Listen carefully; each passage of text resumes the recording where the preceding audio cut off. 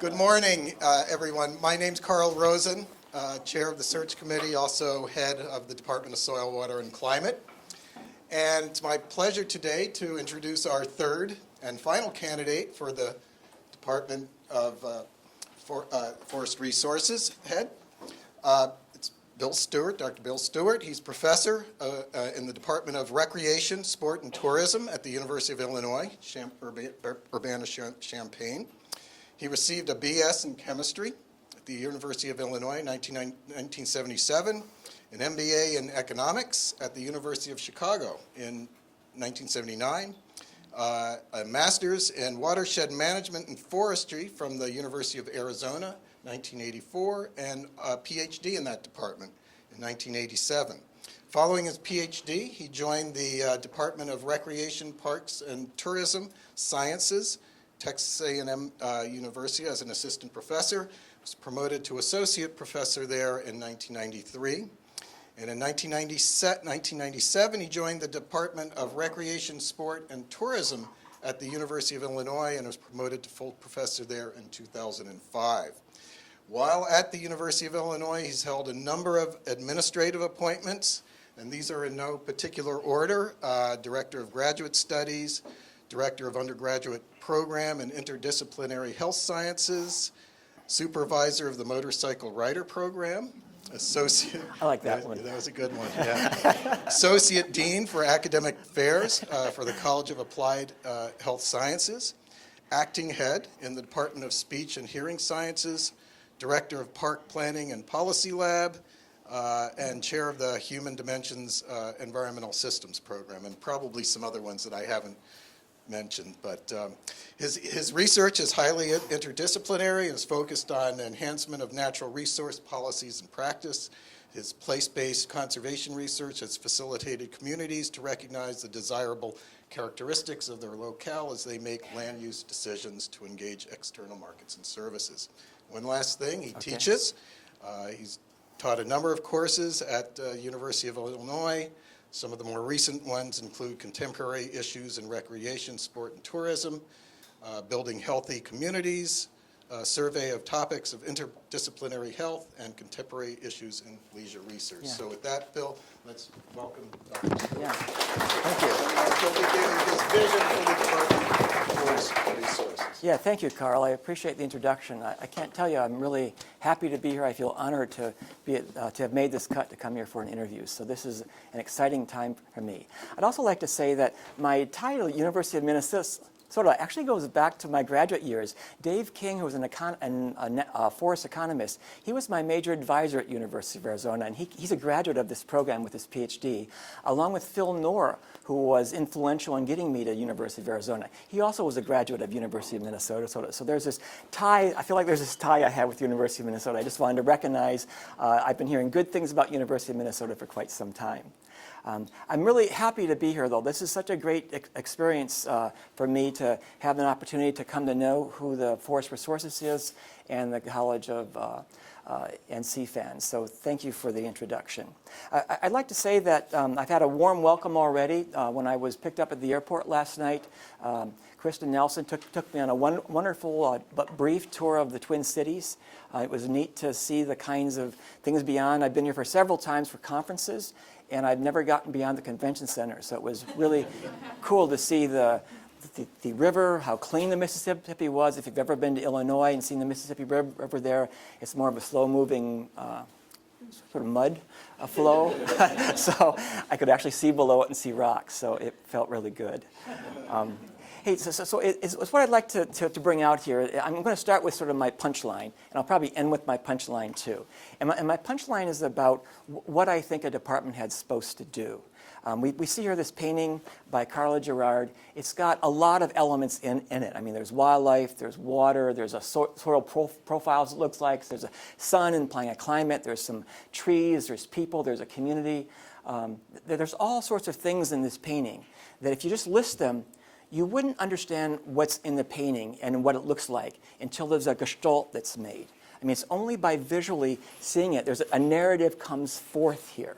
And I'm going to say, if there's one takeaway I'd like you to leave with this talk, it has to do with, what does the department head do? And I think it's about representing a department. The notion of representation is so important because it implies advocacy for the faculty and staff at college and campus level. It's about explaining ourselves to our alums and our external stakeholders. There's a need for representation that I take very seriously, and that all these pieces, they only fit together because of the painting. If I were to just list you what's on there and have you all draw something, it'd probably be 50 different drawings you would come up with. And it's only by looking at what Carla Gerard did do we see a story that comes together. And so for me, an important part of what a department head does, that they function to tell the story of the department in ways that are persuasive, that engage others, that lead people with a favorable sense of, I want to be part of that place. So I just come out here with this painting, not to mention it's just a great thing to view, I think. And I'd like to talk with you a bit about my attraction to the head position. First and foremost, it's sort of the topical areas that you're involved with. I mean, there's forests, there's people and communities, and there's a connection between them. And I think that connection that ties people to their environments, I love sitting on that and thinking about ways to explore that through research, through teaching, and through public engagement. Throughout my entire career, I've spent time connecting those things of people, of natural resources and their uses, and the environment. And for me, this department really does a great job of, through the faculty and staff, of tying those things together. And I've actually looked over graduate student applications, because this may sound like it's very simple and maybe platitudes to you all. I've actually seen applications where I've rejected them because they talk only of the resource, or they talk only about the person. And I like things that connect things together. So one of the attractions here is with Forest Resources, there's a general narrative about the department that for me is very compelling. And it's about people that collectively pull the environment, the natural resources, the forest resources with people and their communities and their industries. And I really like that gestalt that you give to me. The other thing I like is the interdisciplinary scholarship. And these things sort of go hand in hand here. I can't imagine a focus on connecting forests with natural resources and with people. It's not interdisciplinary, but I've seen examples of that happening. So I just wanted to state that the interdisciplinary part of you, and between your curriculum, your research, the way you engage your communities, is really a compelling factor about why this is a neat position for me. Then, of course, there's this long history of excellence with forest resources, at least in my own lived experience, dating back to my major advisors when I was in graduate school. So, but it dates back even further than that. I think I saw on your site that was the first forestry class taught in 1889, I believe. And then you have had a division, was it 1903? So, this is, there's a tradition here that I want to respect and honor. And how do we bring that forward and update that would be the question, I think, that we've collectively would face. And then I can't help but say the land-grant mission is very near and dear to my heart, where it's about, there's a democratic mandate of knowledge and dissemination that I really believe in and I'm passionate about. It's not just about us privileged few that are in these positions, and let's face it, we all care deeply about what we know, about what we talk about, what we write about, and we want to make sure that that information gets out there and we engage others. Many times through that engagement process, we learn and they learn, but we all rise together. It's about practical knowledge, and then the service to the people is such an important part, which I'm hard-pressed to identify a department that has more fingers out there for an engaged community than Forest Resources does. It's truly impressive in terms of just by reading your web pages, all of the capacity you have to reach others. There's both a political component of that, there's a knowledge component, there's an engagement that really does service to the state well. And I think there's a proud tradition that I think whatever happens needs to move forward in very similar fashions in terms of this history of excellence. So for me, part of the advocacy piece is about the clarity of what the scholarly identity is. When I think about all the pieces that the forest resource faculty fit, it's amazing. It's truly impressive, the different pieces you have in terms of from climate to soils to forest to dendrology to genetics. I mean, the whole gamut of studies is there. And for me, what are some themes that can bring people together? And I think that developing a clarity on, I can't just list 22 or 50 research areas. When you represent a faculty, it amounts to an elevator pitch sounds platitudinous, but it's about something that would be more, that would be glue that would hold people together in the department. And so for me, finding that clarity on the scholarly identity, raising visibility to it becomes very important. And when I call it branding, for lack of a better word, I think that branding is so important when you say forest resources to people on campus. I would like people to have some notion of what that is without explaining and going through each individual research. It'd be nice to pull it together through some, I'm going to call it conceptual glue that holds the frameworks together here. So the scholarly identity, in my mind, that's sort of guidepost. And so it helps us decide when we make decisions what's inside our box and what's outside our box. We need to put some guidelines down so that we don't appear, so we're not opportunistic, so we have this driven agenda that's done, that's well cited, that's well thought through. We want to make sure that we're moving forward in directions that we've thought about.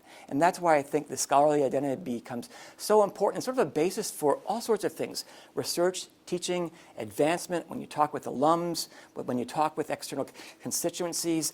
It's when you have a fairly solid scholarly identity, that becomes a nice piece to use to help you make decisions on. The other thing I will say is that a scholarly identity, it helps to think about the opportunities that might come forward. There's some opportunities you might want to bite at, but they're outside that framework of how we think about ourselves. We've got to give more thought to it. So that representation of scholarly identity becomes important to me. When in the past 15 years, about 10, 12 years ago, my university started to say, let's do more with less. Then the next year, let's do more with less. And then the year after that, let's do more with less. So we had like 5 years of let's do more with less. And actually, I think many of us were doing more with less for 5 years straight. But after the 6th year, I stopped hearing that because it just started to get ridiculous. How can you do more with less for 6 years in a row through budget cuts? And so strategic planning became very important, where you needed to be more critical about what it is you're going into and why are you going into that.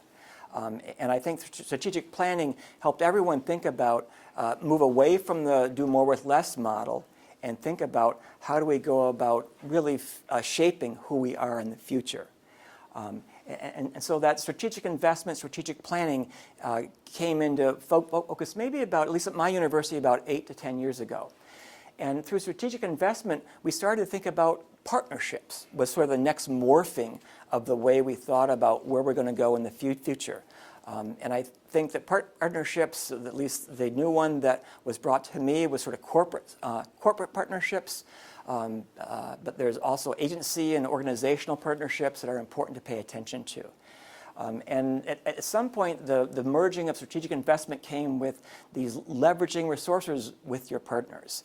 So there's a need to, I'm going to say, pull these 4 things together by having a fairly clear vision that brings together pieces of faculty. And when I think of a vision, it's not like 100% of everyone needs to be part of the vision.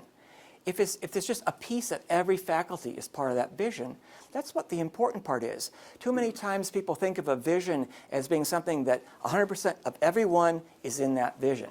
And then it just becomes a laundry list. When I think of a vision, I think of something that a piece of everyone is part of that vision. There's a collective, why is any given person part of this whole? Well, there's usually a piece of any given person that's important. And so I think of these visions, I don't want to put too much stock in that notion how it needs to reflect people, but it doesn't need to reflect the entire person. A piece of it that brings you to forest resources. And so with this guiding vision, with the strategic sort of dialogue, and these partnerships are made with faculty, with students, with external constituents, with alums and friends, I think that there's a nice resources for information to help guide moving forward. And I think of, I'm going to go through a few slides here that I think there's this updating of the land-grant mission, because it's something I really believe in strongly. And I'm going to say that there's new ways of knowing that you all are doing. And I'm just going to, I think, articulate that, at least the way that I've made sense out of interdisciplinary scholarship. When I think of the way a university is organized, you know what I want to do? I want to shake it up. I want to shake up all these disciplines. I want to throw them out on the table, and I want to organize them by various themes and problems we have in society. And that way you get teams of people working on similar problems, coming together, and you organize knowledge in different ways. It used to be, at least when I went to school, I needed to take Chem 101 before I took Chem 102, and then I took Chem 236, and then I took Chem 336. And there was this, I'm going to call it a foundational basis for knowledge. What interdisciplinary thinking does, it liberates you from that foundational knowledge, and it allows you to think about what pieces need to come together, okay? And you all lived your life in this way. If you go to the doctor and the doctor tells you, in my case, you've got actinic keratosis, means blotchy skin, what I do is I go back home and I look up that word on the files, and I'm able to figure out, I'm not a doctor, but I'm able to figure out what blotchy skin means to me. And I'm able to figure out what solutions might be to get there. So I'm going to bring out that this coherence theory of knowledge is different than a foundational theory of knowledge. And when you think about building coherence in our understanding in the way that we create knowledge, all of a sudden it opens up new pathways. So interdisciplinary scholarship is about having students who usually see themselves as consumers of knowledge, as consumers of information, having them see from the get-go that they too can be creators of knowledge. Thinking between the spaces of those disciplines, okay, is about enabling them and giving them opportunities in which they can make the world cohere in an articulate fashion that customizes that knowledge for them. So in terms of updating that land-grant mission, I'm going to say there's new ways of knowing. And one of the new ways for me has been this coherence theory of understanding rather than this foundational knowledge. It's not to say we haven't done great things with a foundational knowledge base over 5 centuries of having academic institutions, but we've moved into this coherence way of a framework, and this department is actually a great example of that. And that leads to different kinds of creativity in science, where in my lifespan, there's been all sorts of, what's rigor in science? And I think that notion of rigor in science, that there's new ways of thinking about rigor, new methods that come forward, new theories that help us engage with the subject matter of our discipline. And so this notion of creativity in science has made a lot of advancement that sometimes we don't sit back and reflect enough on what is this new way of knowing. And then this last one is about engaging communities, where at least my own research, I've come to learn a lot from the people and the communities that I work with. And I think when I first started out, I somehow thought, okay, I got my PhD, I'm ready to do research, I sort of know. And I think that was sort of naive of me in those days, but I'm actually learning a lot. Many times the professions are actually moving forward on things before the discipline has gotten to it. So I think there's a progress there that the communities are making that we need to know about as researchers.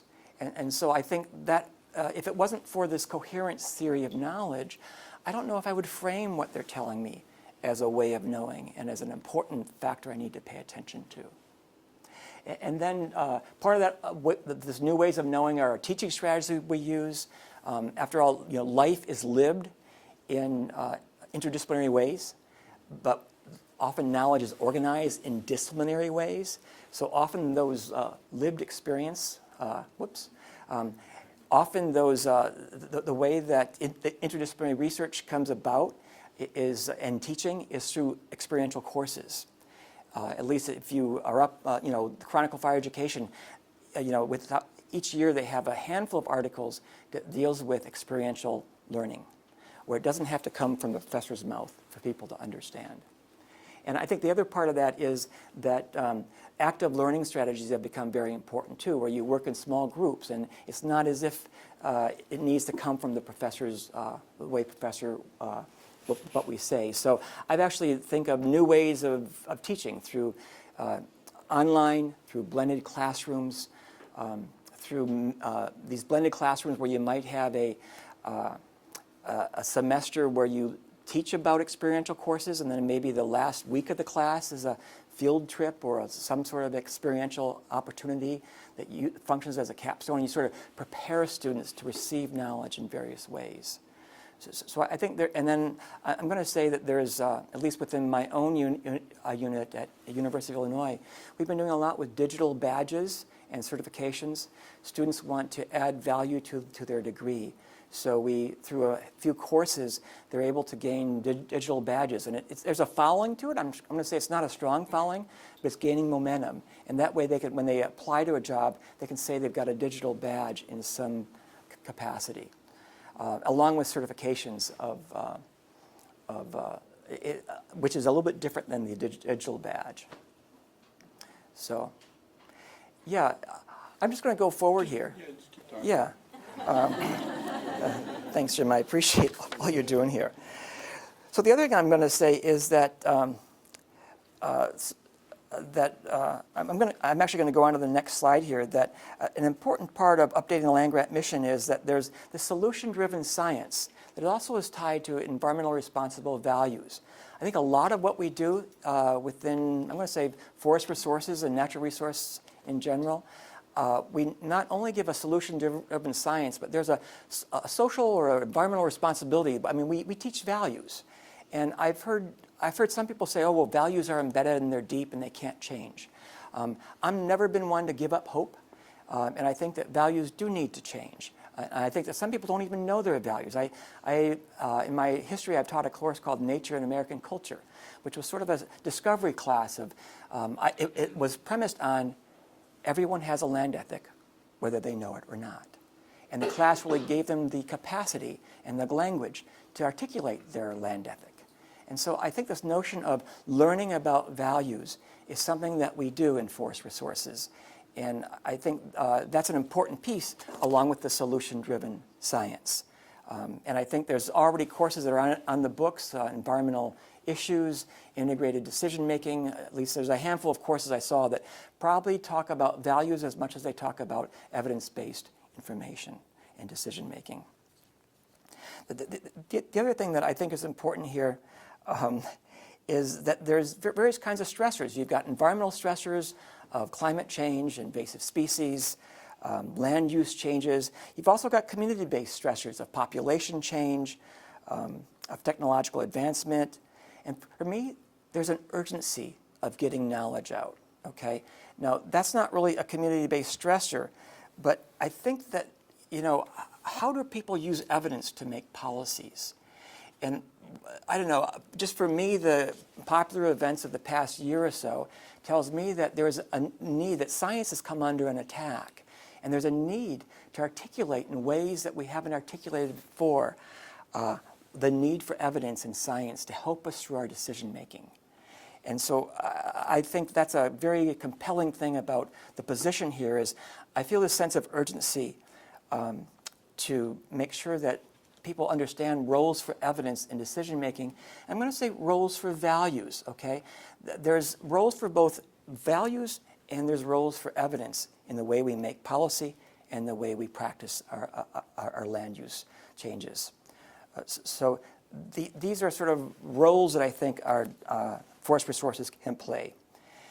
And I'm going to add to that these pieces of change, the environmental stressors, the community-based stressors, they add up to communities adapting to this new production scenarios for forest and ecological services. And I think adapting to change, I think that's a key part of what we're doing here is, there's new production scenarios. I read on one of the web pages within the department here that has the growing season moved north in Minnesota for the past 50 years? Has it grown like 120 miles north? So there's new changes that are happening here as climate change happens. And I think that how do communities adjust to that new extended growing season? So I'm going to move forward with the thoughts about updating the land-grant mission again. So this time it's about diversity and inclusion. Okay, this is something near and dear to my heart. It has to do with diversity and inclusion. I think that many times people want to, oh, thank you, Jim, I appreciate that. I'm actually going to go to the next slide here. I think that often, for me, diversity is, it's about diversity-friendly department. So, oh, you all got a glimpse of it, so we're testing you. Who's being grilled here? So I think that the notion of diversity as being, it's not just about numbers of how many, do we reflect the public in Minnesota. I think it's about a climate in our department, and are we open to new ways of thinking and dialogue? Because you have someone from a diverse background, it's not like, oh, okay, they're part of us now. Everyone changes, and I'm going to say gets better, because there's different kinds of voices at the table. I think having different kinds of voices for a public land grant is essential, absolutely essential to make us better. And making us better isn't just about having some box to check. It's about a dialogue that affects us all. So, and I also think that then building this inclusive culture, it's not just something you do and then you can sort of move on, okay? It's about an everyday practice, okay, is building an inclusive culture. I'm constantly learning new ways of talking, of speaking. This is like an education for life that I have. I can remember, gosh, 10 years ago when I taught a class, and I had a student come up to me and, well, it wasn't very flattering. She said, "Are you racist or are you just pretending to be?" And she was asking that because I was using the term Native American, and she says a proper usage now is American Indian. So, and she somehow keyed in on that as being something that I was saying derogatory. So what I did in the next class period, I actually opened it up for a class dialogue about use of language. And I talked about my own history with diversity and with issues that deal with difference and the celebration of that. And I allowed other students to share stories of their own, because it was very meaningful to me for me, it was a trust issue with this class. I wanted to make the classes a safe space. And I think that vigilance and that learning process, I'm just going to say we're all students of inclusive society and how to build that. We all need practice with that. So the notion of helping us through, of welcoming others, of being truly a land grant, that's at the heart of what it is. The other thing I'll say is that there's often college and campus resources to help us with our thinking, that we can learn, they help us guide. I know there's some place, I was in touch with the Office of Diversity and Inclusion, Carl Lorenz, that I thought was very helpful. He pointed me in some directions. There's a Working Across Difference initiative, the WADI, which I really have appreciated, where not every class is suitable to having a cultural module in it or a cultural piece. But I think there are several classes that could account for cultural factors in the way we come to know. So that was just one example. There's several others, good things going on in the college and campus. I'm just bringing that up as an illustration of how we need to be continually vigilant, and we need to continually learn and implement. The other thing I'll say, and this is going to take, I actually would like to get, because I've got some data that I wanted to show up there. It's pretty much a talk I'm giving, but I've actually, when I think about the metrics for diversity, because for me, I think there needs to be a dialogue on what diversity means to people. I've always been amazed at what people come up with of what diversity means and what it doesn't mean. And I'm not looking for consensus in terms of what it means. I just want to hear what people think is diversity, what building inclusivity means to people. And it's surprising. People learn from those conversations. As long as they're structured right, as long as you're careful about presenting information, it's key. The starting point for diversity and inclusivity is to bring people together in pods or something where they learn, and they learn how to talk about this, because it can go south real fast. But once you have that and you sort of gain some trust with people and there's some safe spaces, I do think that metrics become important. What does diversity look like is a question that I would ask. And there's various ways you can think about diversity. I guess I want to go at the state statistics. Okay, so here's what Minnesota is as of the American Community Survey, which is run by the Census 2015. Minnesota has a population, so it's got 50-50 male-female in terms of the ratio. And then it's got people of color is the way that this college frames it, students of color, SOC. 19% of Minnesota is people of color. So that would be one metric, and you can look around. Do we reflect that? In terms of the college, and these are numbers I've gotten from the Office of Diversity and Inclusion from Carl Lorenz. The college, in terms of the undergraduates, the female-male ratio is is 60-40. Okay, so. And within forest resources, the ratio is the reverse of that. For female-male, it's 40-60. So, it's not like every unit needs to be perfectly balanced, so I'm not pushing for that at all. I'm just sort of bringing out these metrics, and they're fodder for discussion at another time. But the other thing that's interesting is domestic students of color. At the college, it's 17%, and in the department here, it's 9%.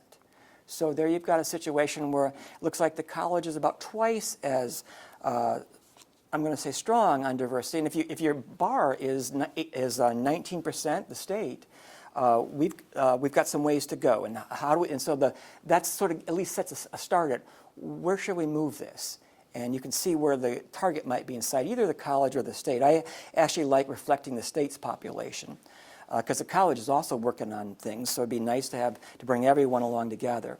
And if you look at the graduate student population, the college is 50-50 female-male in ratio, and the forest resources graduate is 55-45 female-male. So they're relatively balanced and equal there.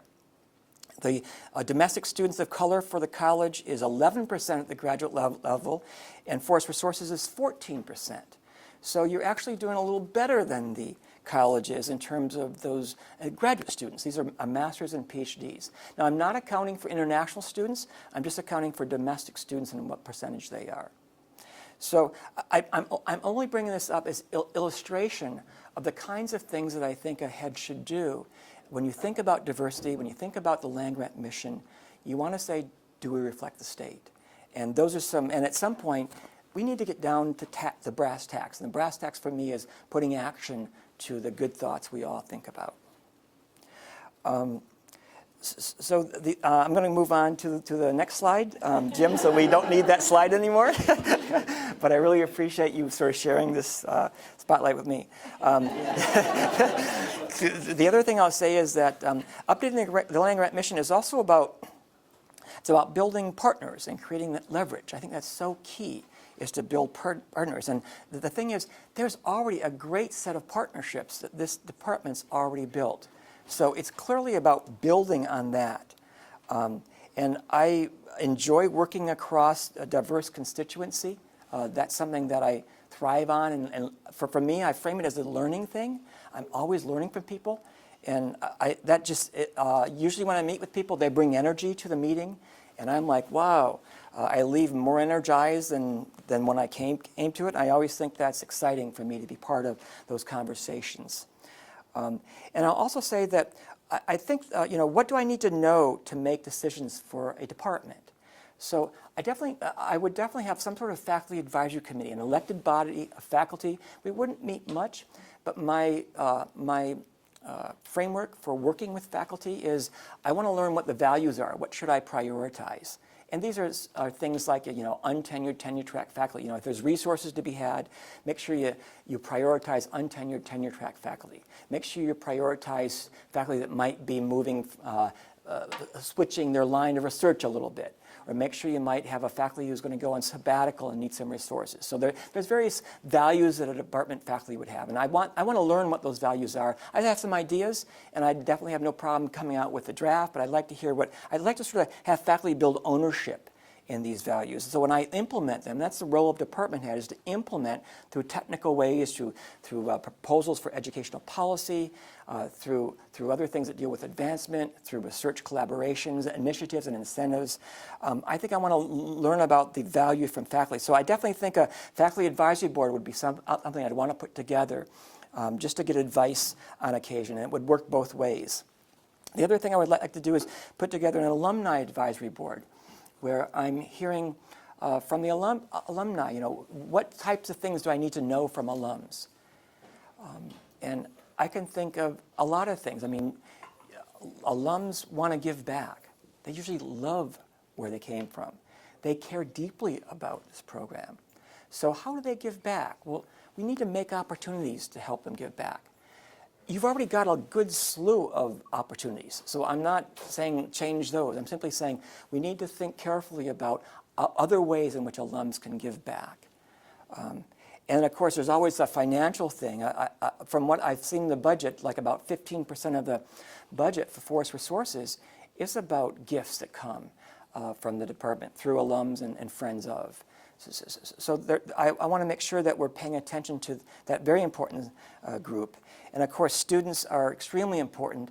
On many occasions, I have no problem pulling together students, having a group, perhaps a council of graduate or undergraduate students, and seeking advice from them. So these dialogue forums, in my mind, work both ways. And at the end, it's about creating a team, about creating an ownership in what decisions are being made. Yeah, I'm going to go on to the, there's also something there about state and national and international partners. So I can't underscore enough how my life has been enriched from the partners I've built in my state of Illinois, through the national networks I've had, and through the international networks I've made. So I'm just going to say that a notion of forming networks, it's not that hard, okay? You have a visiting scholar. I mean, my guess is every one of us, once per week, we probably get an invitation to come someplace or to have someone come over here from out of this country. And you don't bite at most of those things, but occasionally you do bite. And those are important opportunities to mix faculty and students with new ways of thinking. And before you know it, you go over there, you come back, you get people that want to join your lab. I've been amazed at how these things can snowball quite quickly. The other thing I'll say is that there's this interdisciplinarity through strategic partnerships that's very important. So for me, number one is I want to come to know ourselves. Right now, I know I've reviewed everyone's vita, I've read your web pages, but it's given me pieces. And right now, my mind is filled with pieces, and I'm trying to build coherence out of that. And I've got some ideas of how to build coherence, but for that first, if I were to come here, that first half year, a year, I would want to talk with faculty, with alums, with students, to find out how others might put glue together on things. And so I think that part of the coherence within a department, it's about points of tangency. It's also points of difference. So because you're looking to build coherence, it doesn't mean differences are bad, okay? It's not at all. In fact, differences are often very good. I think people come to those meetings thinking they're going to be forced into a consensus. And that's not where I'm at. I think many times drawing lines can be important about, well, I approach it through this framework, you approach it through that framework. And that sort of negotiation is very important to building coherence, is what the overlaps are, what's the points of tangency, as well as what are the points of difference. And then for me, that helps me build this narrative. I think that's so important to build a narrative that would then incentivize faculty connections. I know one of the things that I've done, sort of a simple thing with my own Department of Recreation, Sport, and Tourism, we've only got 2 or 3 faculty in my department that deal with land management issues. And fortunately, we've got a great landscape architect department, urban planning, and a natural resource and environmental science department at my university. So there's been a handful of faculty that like to connect environment to people and communities. And we formed this research group. And that research group has a bi-weekly seminar. And that bi-weekly seminar, it functions to build a scholarly identity. We've actually had graduate students come and tell us that's the highlight of their semester is every other week going to this seminar. And sometimes there's a new speaker. We've used it for guest speakers coming from out of town who are on, are part of a collaborative team, and they speak to us for free. I mean, our budget's zero for the group, so we make do with a lot.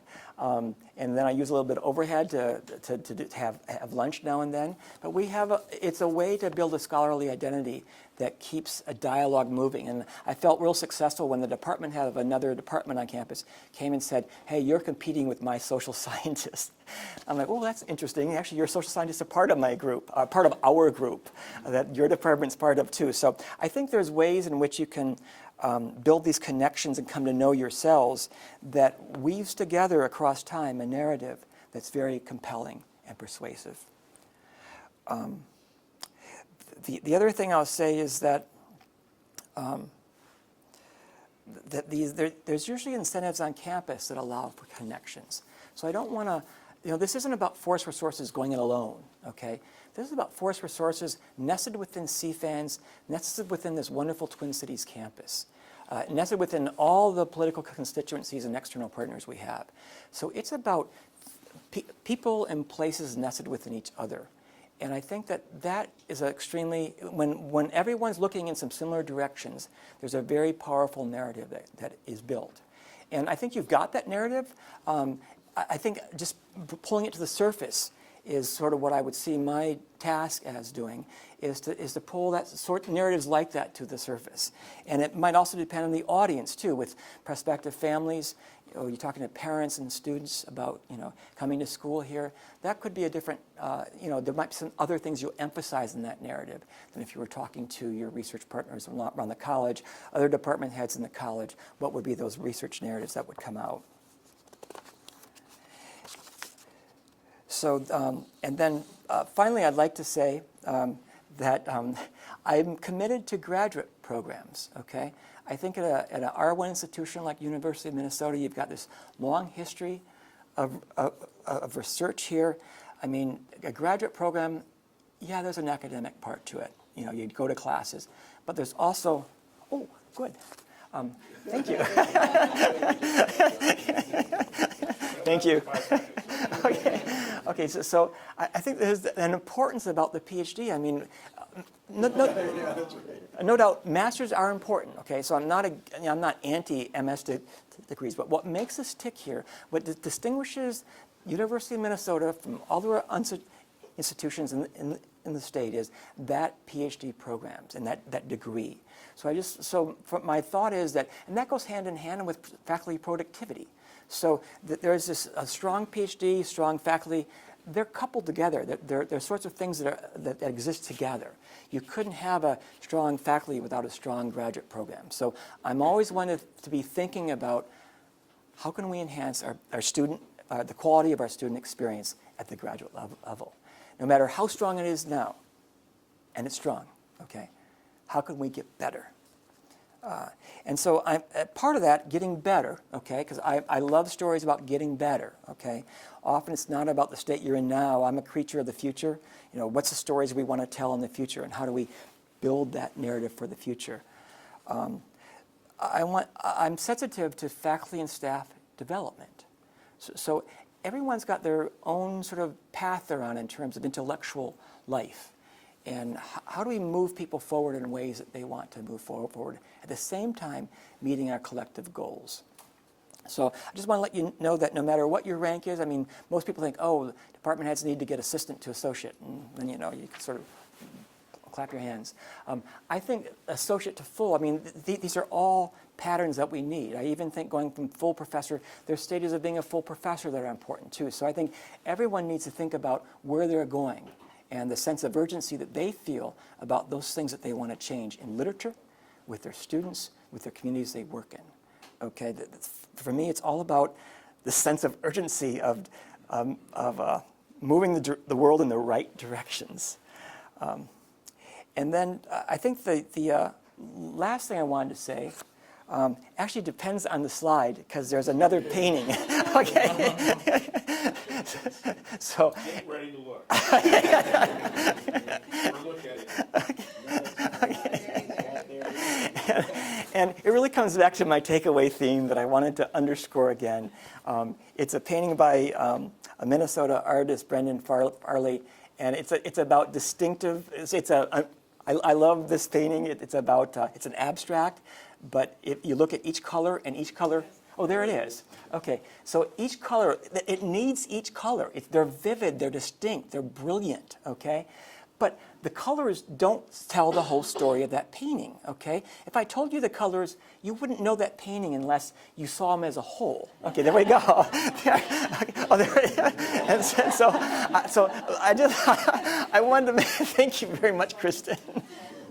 So I just wanted to bring out that again, this theme about there's a gestalt about the department, and that's the function. If there's any important function the department head serves, it's building that gestalt.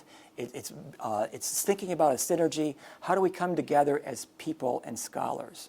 So that's my story, and I really appreciate your patience with the slides here. Thank you.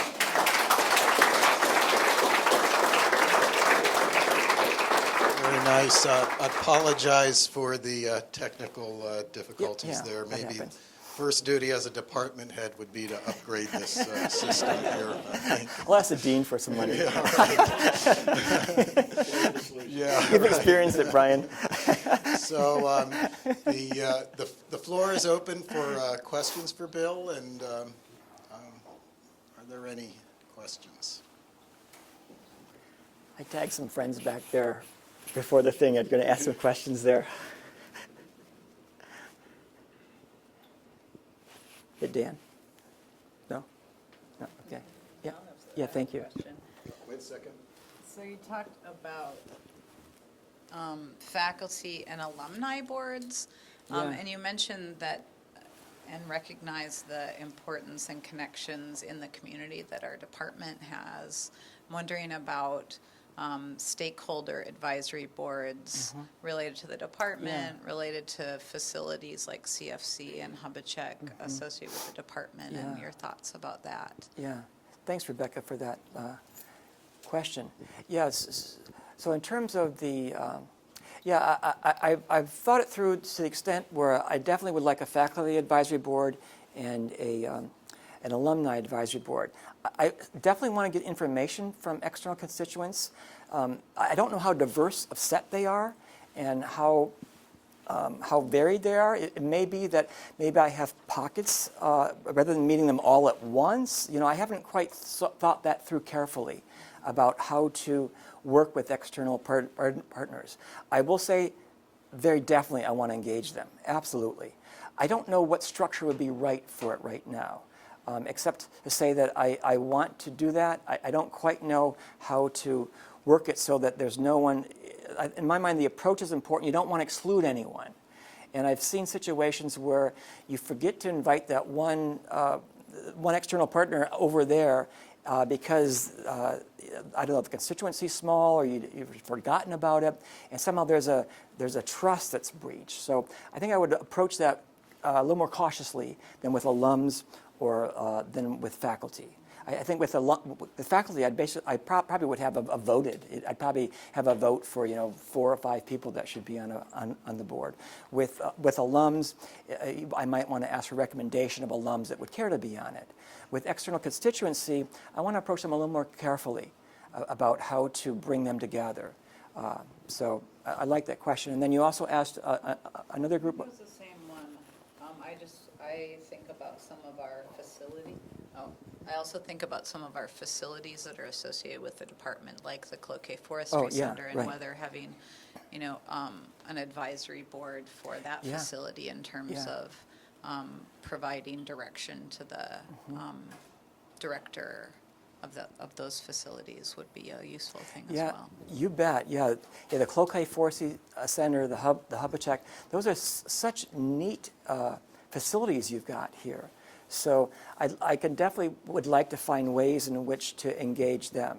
And I guess I would want to talk with the directors of those programs to find out more about what their advice would be to engage a constituency to further elevate their status and visibility within the state.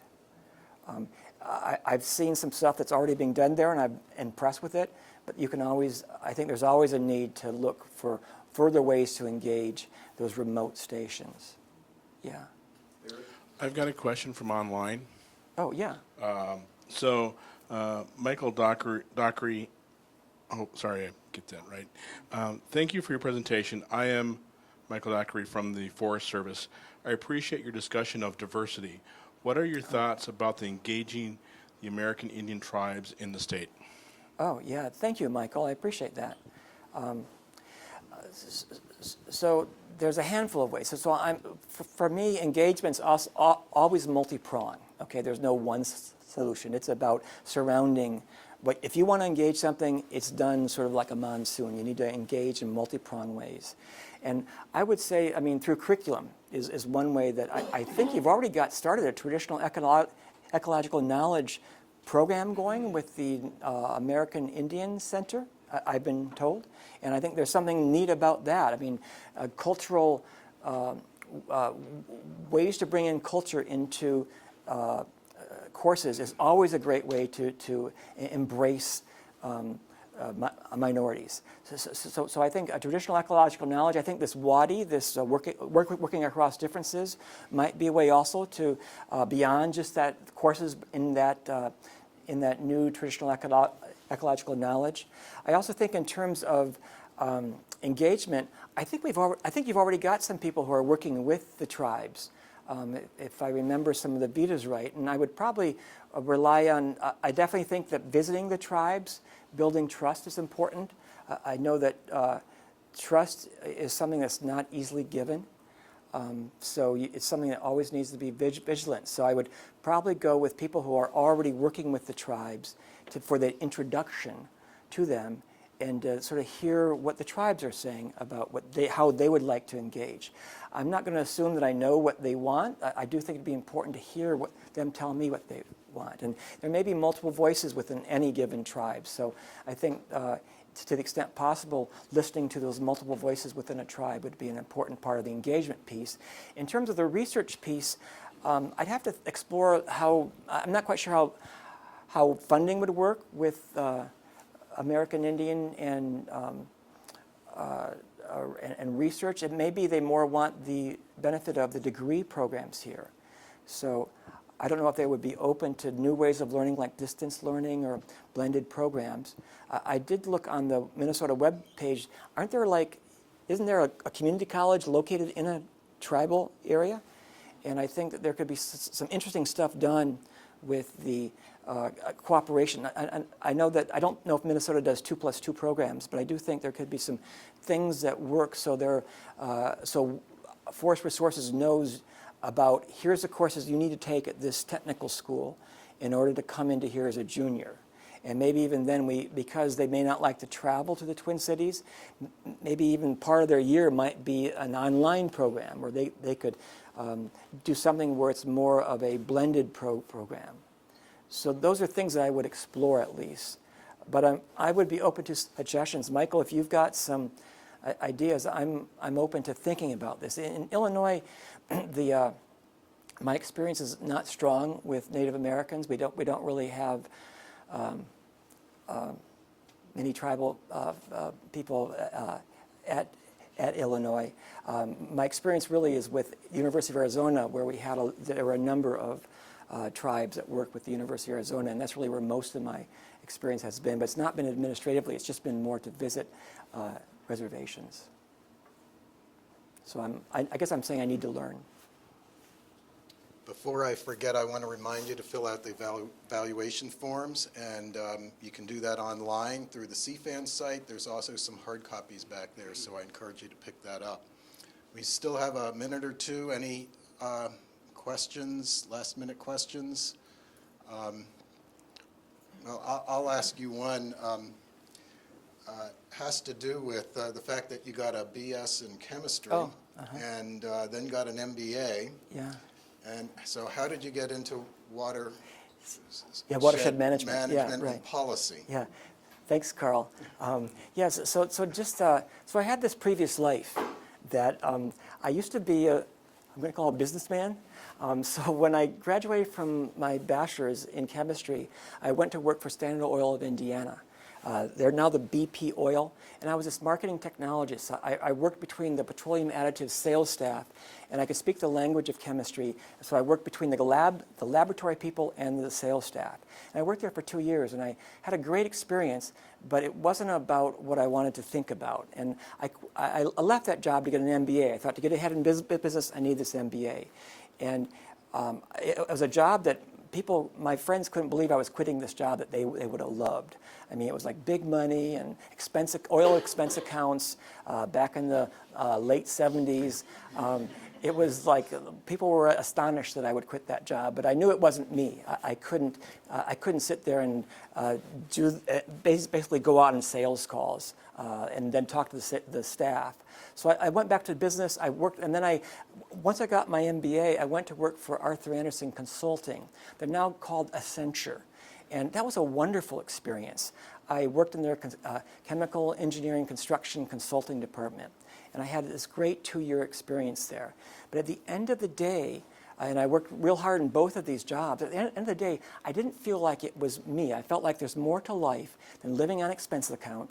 And believe me, I was going everywhere. My last 11 months were in Tokyo, Japan, where I had this expense account, a real fancy apartment.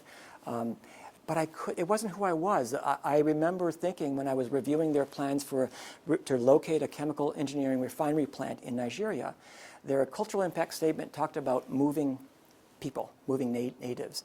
And their environmental impact statement talked about making the earth flat to put the cement slab down. And I'm like, I'm part of this, and this is wrong, what's going on here. There's more information about social and ecological impact than what we're giving credence to here as a consultant, basically helping them make money faster. So I'm not anti any of that. So if anyone here is going on in the business, you go. It just wasn't me, okay? So I went back to graduate school thinking that I want a program that gives social sciences that's a relatively open program. So I went to University of Arizona because it was I could learn the technical aspects of watershed management and forestry. You know, cruising timber, runoff from the watershed, water quality issues, soil chemistry. I learned all those things, and actually I liked learning that. But my real grist of my dissertation research was really about social and behavioral sciences. So I took some environmental sociology classes there, some economics, and some environmental psychology. And I've never looked back. After that first year in Arizona, it was just like hog heaven. I wasn't making any money, but I just felt so good. And it's about feeling good, I guess, for me. So in my mind, although there's all sorts of nice reasons that are global, that are a sense of urgency, at the end of the day, it's about me and what I want to feel good about. And I feel real good. For 30 years, I've never looked back. It's been the greatest career and the privilege I've had to do research and to teach students. So that's sort of how I made that, that twist. Thank you very much. It is, the hour is up, so I think we'll adjourn right now. You have an important meeting with the Dean for lunch down in 116. So let's thank Bill again, please. Yeah, thank you.